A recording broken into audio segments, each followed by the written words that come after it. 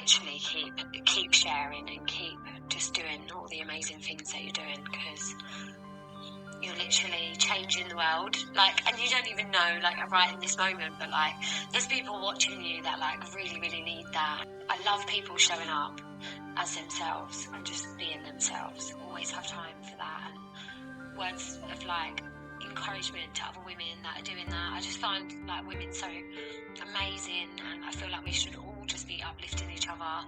There's not enough of that in the world, and I just want to always just spread that stuff around. Just some light in this crazy place.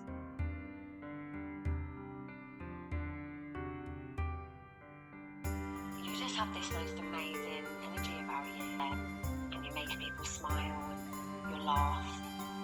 It's really nice to see.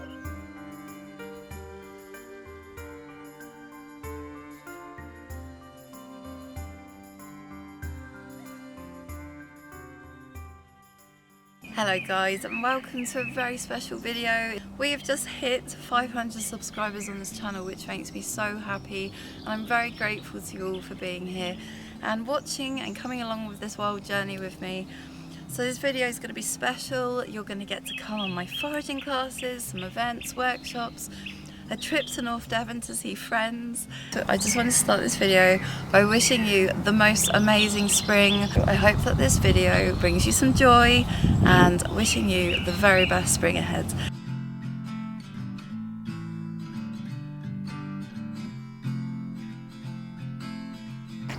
Already you can see that the nettle tips are through and they're ready for harvesting. We're going to just take the crown of these tips and fill a bowl and get lots of goodness.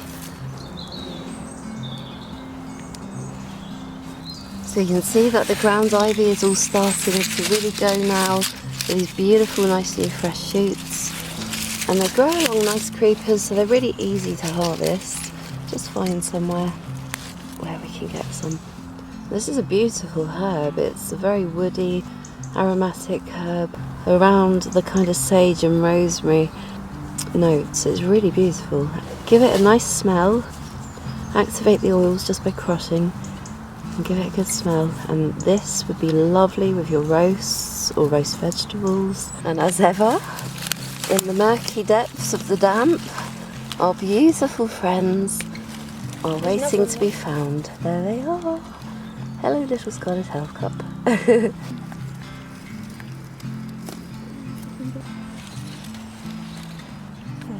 It's good to be back in the zone.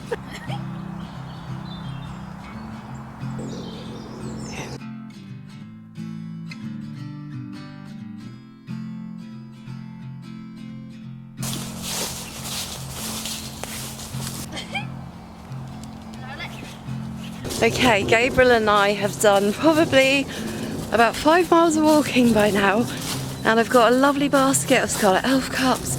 I found some wild violets, so I'm going to make some syrup. What else? We've got some cleavers, some ground ivy, lots of nettle and some wild garlic. So we're going to just pick a few more things on the way home, and I think we've decided today's lunch is a long awaited for bowl of fresh nettle soup. So stay tuned, let's eat. Okay, so we're in from foraging now with nettle and cleaver, and I've also got some primrose. We've got the beautiful Scarlet Elf cups. So in this colander now there are a little bit of wild garlic, lots of nettle, we've got ground ivy in here, and also cleavers and some primrose young leaves. So I'm going to give this all a huge rinse, ready for nettle soup. Okay, I've just kind of made like a honey glaze to go over the mushrooms, giving them a quick hot rinse, and just going to get those gently frying off. I always find with Scarlet Elf cups, they like moisture to grow in, and they're also better cooked in moisture, because when they're cooked in moisture they go really soft and beautiful. So I'm going to just quickly slice this into rings and get it in the pan with some olive oil, salt and pepper, and get this started.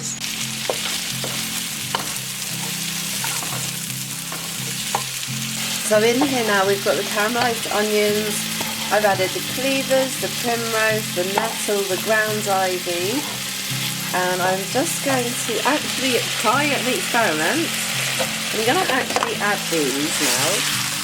Now that they've had their little moment of frying, and I'm now going to add about a litre of stock. So there we have it. We've got the stock in there, all the ingredients are in. Those honeyed mushrooms, we'll see how that goes. But I'm going to let this just do its thing, probably maybe 10 minutes. Give it a chance to boil and break down and do its thing, maybe a bit longer. So I've put about a quarter of a tub of cream in, and now the fun part, the part that makes it delicious, she says. Okay. Spring green soup, and let me tell you, that is super, super, super delicious. Perfect. Good girl. This is why we want Winnie's honey bun. You'll be so obsessed with these once you've done this once, I promise you, because they're so tasty. How's your foraging adventure? I like it. Just don't die. I will not. You did so good. Pop it in the basket. Good morning everyone. I feel I have to make a video right now because we've just hit 500 subscribers, which is kind of mind-blowing. Anybody who's ever tried to start a YouTube channel knows that 500 is a massive milestone, and I just want to say a huge thank you to all of the new subscribers, and here's the 500 video.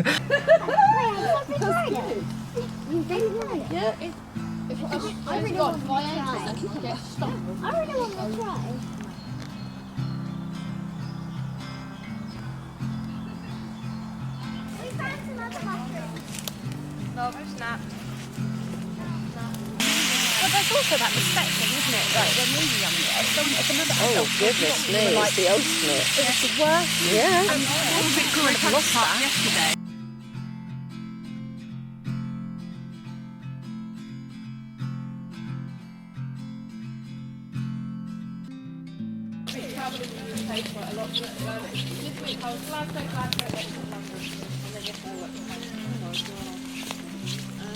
And it's the best time to learn, and everything around you at the moment that you can see is full of all of the earth's like vitality, right? Because it's springtime, but encourage health, bring in some nutrients and minerals, and the earth is throwing that up in abundance right now. Kind of like rings all the way around, and you can see that on the back as well. Your fingers are going to be incredibly smelly, so it's a very dangerous way to ID wild garlic. If you're ever in doubt, don't pick small leaves. Number one would be my best recommendation. Or take a good look at that leaf formation. And if you've got this sort of ring around the outside, or certainly more predominant on the back, you can see that is absolutely not wild garlic. This is lords and ladies, and it's one to avoid. Give it a wiggle in your hand. Anybody else, babe? Go on, Anna. I will. Yes. It's very, very nice. Just keep rolling it in your finger. Fresh. Have a good old little nibble. That's very nice. Yeah. Right. Just give it a squash. Anybody else? Yeah. It doesn't really taste of anything, really, does it? It's kind of green. Yeah. It's green. Yeah. Now this is a really good source of iron for women.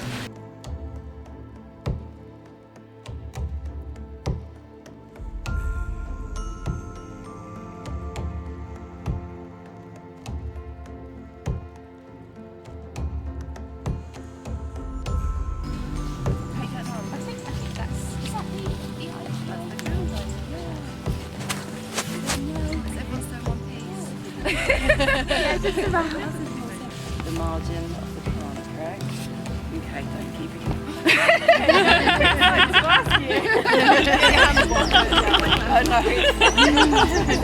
Very well. It's going to kill us all.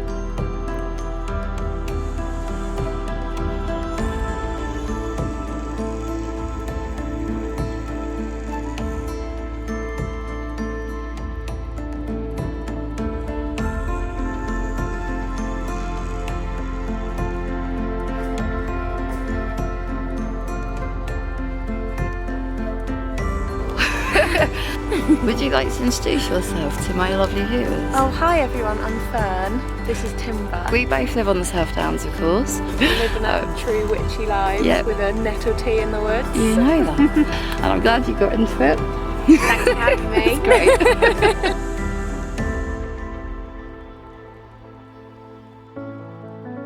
It was at this point that we received the news that our future was being changed.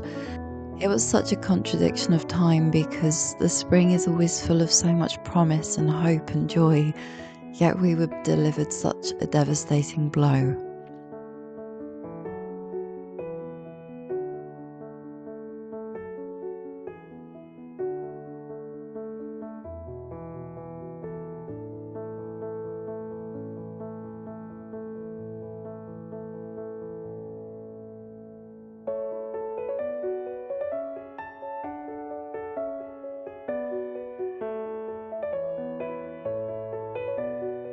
As soon as I had fulfilled all of my work commitments after receiving our news, I went to North Devon to be with my best friend.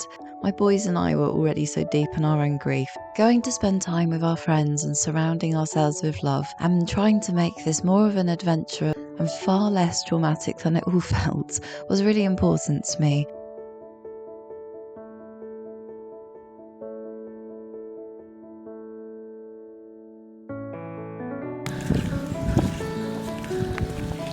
Go on then, Mike. You haven't fallen over too many times today. I'm proud of you.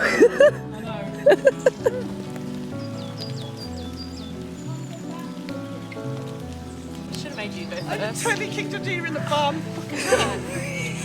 That was really? Yeah, I realised. It's alright, it's okay, the camera is rolling. Your mother is descending in wellies. That actually really hurt. I'm so sorry. You like booted Here she Come on, wild one, let's go. Good morning, guys. I'm currently in North Devon at my beautiful friend's estate, and we are going to do some foraging. She's only ever been foraging once before, and that was with me a year ago, and we had some wine and we had a girls' afternoon in the forest. It was good fun. Got a plan to get it down. We're deflowering, mate. Would you like to come out of the door with a basket? Do you want to come out the door with a basket like Pippi Longstockings? You ready? We could do an epic entrance.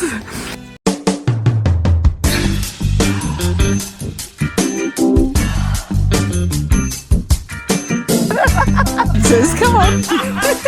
Nothing's normal. But yeah, I'm going to take my friend foraging. Right, are you filming, are you? Yeah. Oh. Welcome back to the vlog. Right, let's go foraging. Right, okay. Number one. Yep. So, you know this is the primrose. Yep. I know you're nervous about this in case there's fox outside. You cannot go wrong with the yellow flowers. That's safe to ID. Of course. And also you know that you can make a beautiful syrup from these. Yes, I do. You do. Did you want to do that? Yep, so I was picking. Well, there are thousands of primrose plants here, so it really won't hurt to collect a few to make a syrup from, but if you're somewhere where there aren't many primrose, leave them alone. But on this land, they are very abundant, so it won't hurt, so just take a few from each of the plants. And this plant here, you see the young shoots are in the middle? Yeah. So for a wild green, obviously we can eat the primrose leaves, and I would go for this type of young, so it's a bit curled up still. And that's kind of like a kale or a chard type of taste. I was about to say that, yeah. If you go to the outer leaves, they're going to be really bitter. So any of these nice fresh young shoots, and for while the plant's out, you'll have an endless supply. And I've got plenty of them. Oh yeah, just take a few from each one really, Yeah. isn't it? Yeah.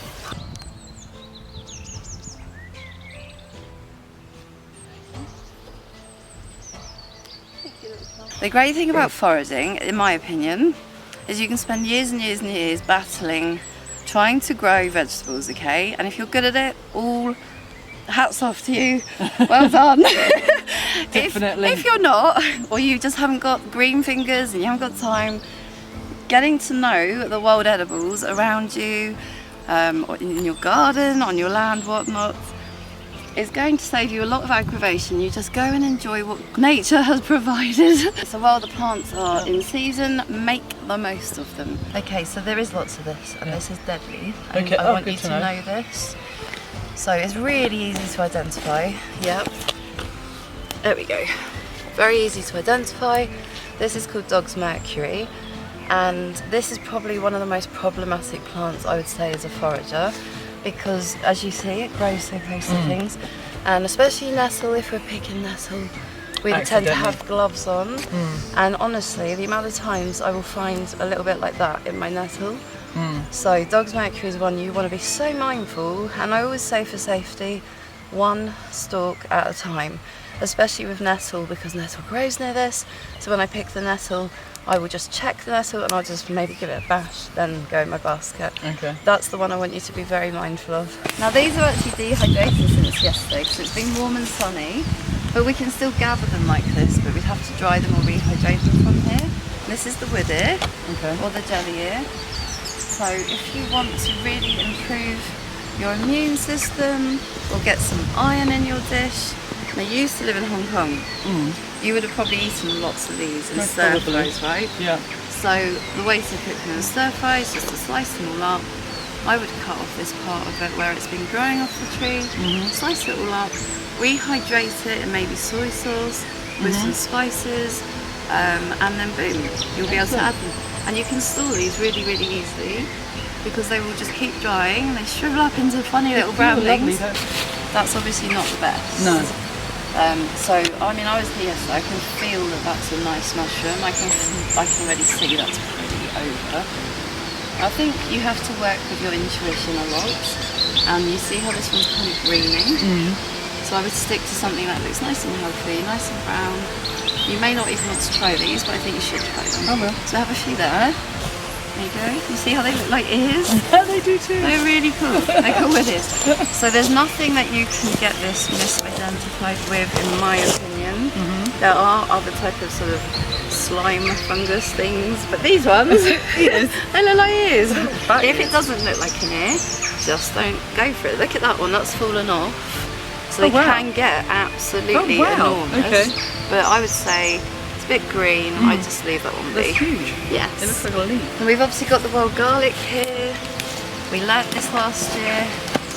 And the one thing that you're really nervous about is getting it confused with the Lords and Ladies. Yes, that's right. Absolutely your favourite plant. What was I calling it last year? Ladies and gentlemen. Ladies and gentlemen, that was it. But the Lords and Ladies has this kind of border ringing round. You see that? Yeah. And it's very sort of distinct. And when it's this size, they do look the same. But this would have a very distinct border around. So I would always say, pick a piece of wild garlic that's big enough to safely ID. Okay. So I wouldn't pick these little things here. Certainly none of these. No. Why it is really important to pick one stem at a time for safety. So last year, when Saffron had her first ever foraging lesson, we found this mushroom. I told her it was edible, and she ate it. Go you. Is that good? That's amazing. Is it really? Okay. So this is the Scarlet Elf Cup, of course, we know this. And what we want to do with these is try and get underneath the mushroom so that we're collecting the whole mushroom, and the whole thing is a beautiful, safe, edible, easy to ID, beautiful to cook, and literally you have many dinners worth of wonderful mushrooms here. So these mushrooms like to grow where it's wet, and there is a stream just behind us, and this growing on deadwood, of course. And these mushrooms, I think, always cook best in a little bit of liquid. So we're going to cut off their tail just to clean it up. I run them under hot water, and that alone, usually in a low heat, they will kind of fry in their own juice so that they go really juicy and not fried and tough and hard. And they are very substantial. I mean, they make a lovely meal. They're quite thick, aren't they? Yeah, they are. You know, like your normal mushrooms in the shop, they feel, you know, that they feel more water. But these guys are now at the end of their growth, so this is the last time in the season to be collecting these now, because once they get this big, they go flat, split, and that's the end. So we must harvest and eat these, all of them. Okay, right, Saffron can talk to the camera now. I'm bored Me? myself, yeah. Outrageous. Just watch yourself on stinging nettles growing in between, because I think you're immune. Is this advice for me? Or You know, me, I don't know, because you're immune to stuff. I'm not. I'm like, oh, and I'm such a girl at times. Here I am. I'm happy to chop up wood and stuff, but oh my goodness, a stinging nettle. You know, oh, there's bramble on my bum. You know. Our first attempt at foraging, she kept picking the nettles and throwing them away, and I'm like, that's dinner, stop it. Why? What do you mean I eat these bits? I don't know what you're talking about. That's something we're going to get you into as a nester as well. Yeah. Well, actually, like I was saying to half you, a plate with that every day. I mean, what I found with you, it was so much information that I was downloading, and then I'm like, it's been a year and I've forgotten so much. But there's certain things that stuck in my head, and it's been the don't touch that thing, don't do that, you know. But more than anything, like I said to you yesterday, I want to be able to just start with 4 or 5 basic things, you know, that I can then introduce into my everyday cooking right now, instead of doing a whole big foraging thing, because it's quite overwhelming. When I sit there, it looks amazing what you do, and I go, oh, what is all that in there, you know? So if I can like start with, like you say, the primrose and this, and just start adding it into my everyday, that will be the starting point. These are safe. We know that this is a safe forageable. The wild garlic is safe. Yep. We know the primrose in flower is safe, the jellies are safe, and the nettle's safe. And I think that's the best place to start, because you don't want to start with things that are very dangerous if misidentified. Well, yeah. I mean, the primrose leaf alone could be, right? Yeah. But you know that. Yeah. They are. You have to bury back to the root, otherwise they just split. Look at the size of that one. There's so many big ones here. The thing is, I'm so scared of spiders. I would never think I could do this, but it's a mushroom. No fear. Don't be afraid of English spiders, darling. No. Yeah, I wouldn't Come to Australia. No. Nope.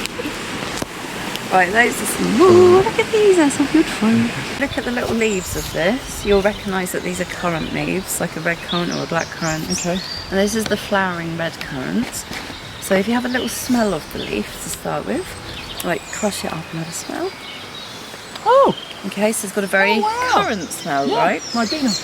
The flower. And we know that we've had sunshine today, so that's going to bring the oils, the nice flavour to the surface. Have a little smell of the flower. It's quite an unusual smell.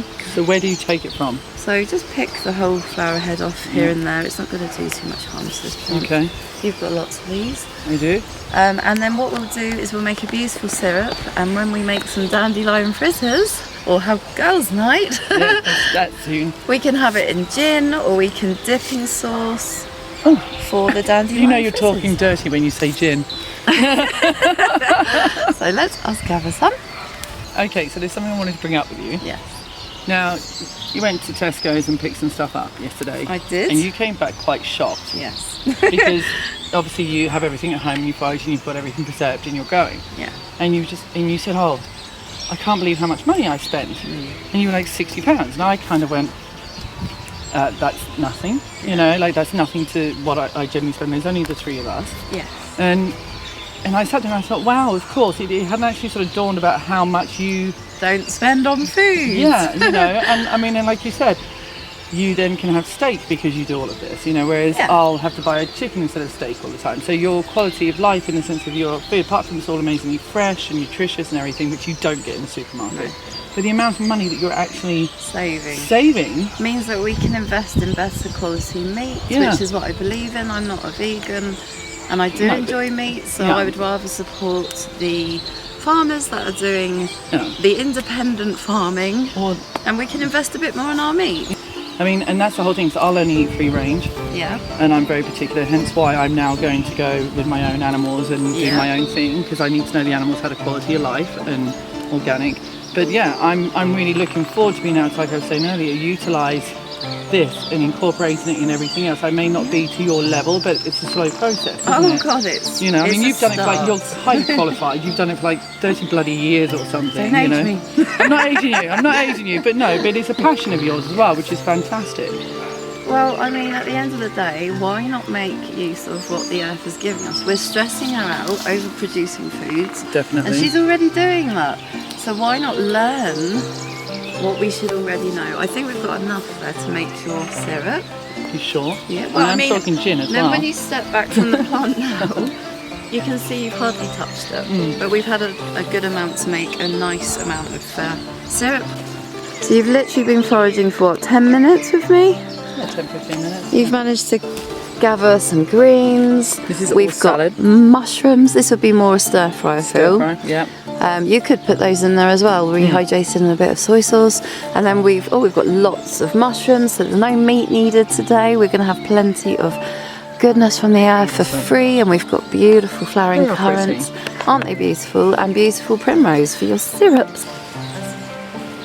Wonderful. Is that all you need? Yeah, it lasts forever. You only use one baby from most recipes, don't you? I was come back from it. I'm back. And forage your garden. Right. I'm up a magnolia tree. So at this time of year we can harvest the magnolia, and they're still in their soft little furry jackets. And what we can do at this time of year while they're still firm little buds is harvest them and make the most delicious sweet treat. What do you think of that?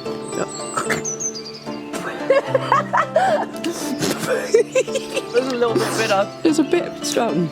Wow, that's strong. They're better when they're been done. Promise. Promise. See, I trust you. I just put stuff in my mouth. Okay. That'll be alright. So these guys want to prune their magnolia bush. This is how we're going to get to the magnolia buds. Yay!